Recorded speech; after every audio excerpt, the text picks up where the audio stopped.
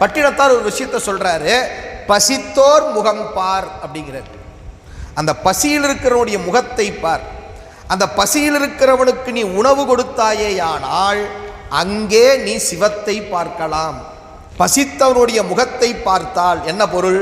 அவனுக்கு நீ உணவு தருவதனாலே அவனுக்குள் இருக்கின்ற சிவம் அகத்தில் உள்ளது முகத்தில் மலரும், நீ சிவத்தை பார்க்கலாம் என்று சொல்லி அந்த உணவு தருவதனுடைய அவசியத்தை நமக்கு ரொம்ப முக்கியமாக பட்டினத்தடிகள் எடுத்து சொல்றார். நிறைய கொடுன்னு நான் சொல்லலை, உங்களால் முடிந்த வகையில் பிறருக்கு ஒரு வேளை சோறு கொடுங்க. நீங்கள் ஒரு வேளை சோறு போடுங்க போதும். இல்லைங்க எனக்கு அதால் முடியல அப்படின்னா சரி, ஒரு வேளை சோறு முடியாட்டி போகுது, ஒரு பிடி சோறு கொடுங்களேன். அன்னதானம் என்பது நீ நிறைய பண்ணணுங்கிற அவசியம் இல்லை, ஒரு பிடி. யாவர்க்குமாம் இறைவர்க்கு ஒரு பச்சிலை, யாவர்க்குமாம் பசுவுக்கு ஒரு வாயுரை, யாவர்க்குமாம் உண்ணும் போது ஒரு கைப்பிடி, யாவர்க்குமாம் பிறர்க்கு இந்நுரைதானே.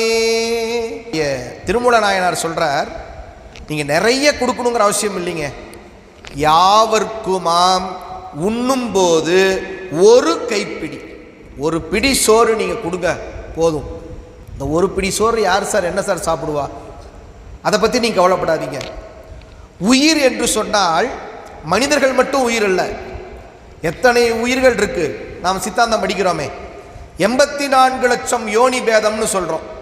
அப்படி இருக்கும்போது நாம் வைத்த அந்த ஒரு பிடி உணவு எத்தனையோ உயிர்களுக்கு முழு நேர உணவாக அமைந்திருக்கும்.